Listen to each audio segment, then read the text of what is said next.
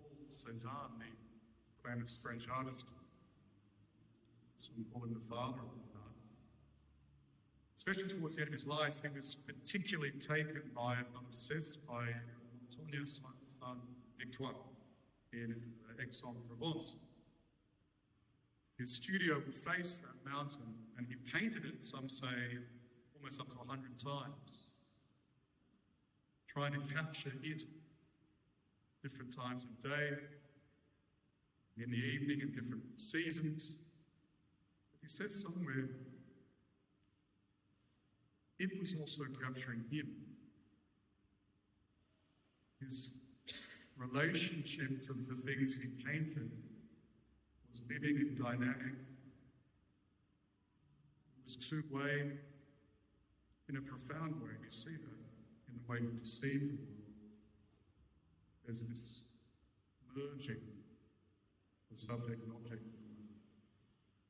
But that contemplative stance that artists have in a particularly profound and memorial way was something that shaped him, his life, and his art. I can't help but think of Cezanne, his mountain, whenever you come across this reading of Anna and Simeon, those who stay in the temple contemplating the beauty of not just the temple, but from whence the temple springs, the Father's love for us. They're attending to what goes on in that temple day and night. They're embodied witnesses to wisdom and becoming wise in the process. John Paul II made this day in the liturgical calendar one dedicated to consecrated life, 2nd of February, for the promotion of that contemplative stance, which we're all called to as baptized children of God, but which the evangelical counsels, poverty, chastity, and obedience, the consecrated life, particularly intensify, reveal, and enjoy.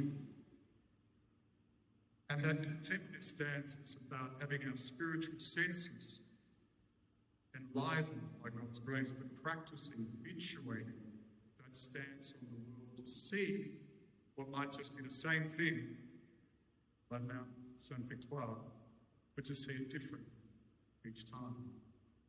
To see the temple and who comes in, who goes out, different each time by God's grace. To not miss God's action around us in the everyday. And in that sense, Cezanne and his mountain are sacramental.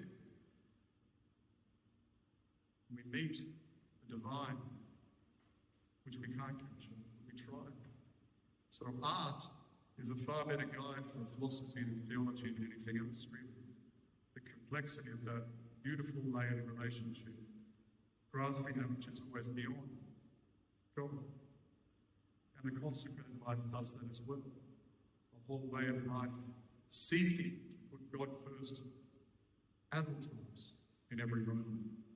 A beautiful idea that one easily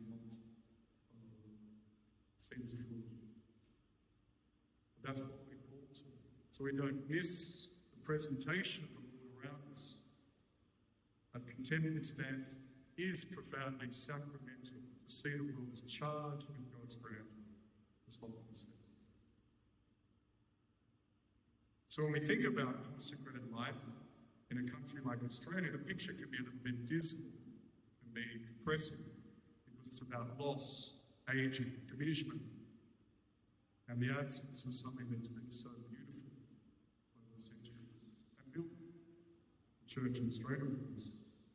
Imagine the Australian church without the Josephite nuns in the country. Hard to imagine, without religious sisters especially. And around the world, I've had the incredible privilege of going to remote places in my previous work, and I might see it visually, doing something wonderful, and that was great, but I'd always see a religious system in difficult places, close to the poor, lives of filled with thankless tasks, fools for Christ, considered fools in the eyes of the world. And in war zones you find contemplative nuns and also sisters in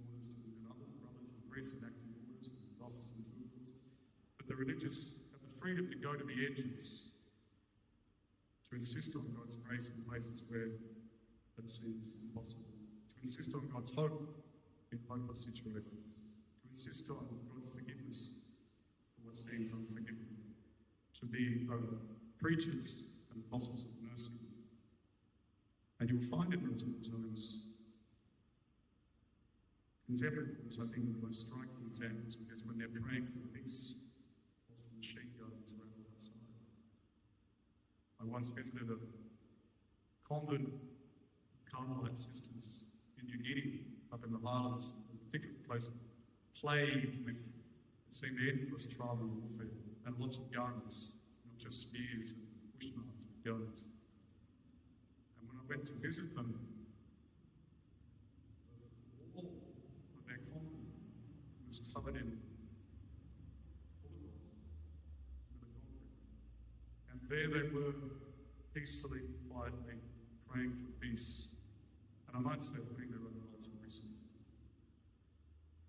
So, today, we pray for the contemporary stance for all of us, especially that it can be found again in the church in Australia. Around the world, the story is not the same, thanks be to God. Africa, the church is booming. Asia, vocations are still growing. And there are pockets, of course, in Australia too, that are attracting young people. A wake-up call for we Jesuits, I hesitate to say this, but it's moving in different ways for the next century or two of Catholicism in this country. And it may not look anything like, not similarly anyway, the particular institutionalised constellation of that. There may be something different going on. And any organisation, especially church, needs young people to question, to demand, that we live up to what we preach, to hold us accountable, to insist on the purity, the beauty of consecrated life, to shape middle-aged parish priests out of complacency. So we pray for that beautiful renewal can occur. But we also acknowledge here honor and singing wise and old. They've seen a lot, but they've kept their faith, and that they've been waiting for the day, practicing habitually in their ways and minds the liturgy, the prayerfulness, the watchfulness, that they don't miss God's action. And on this day, they see the presentation of the one who will change the world, who will flood the world with God's love, the Father's love, and the Spirit is upon them. So in their humble, quiet way, they're showing us again in today's Gospel the way the church operates. And far better than to have a few dedicated old holy prophets than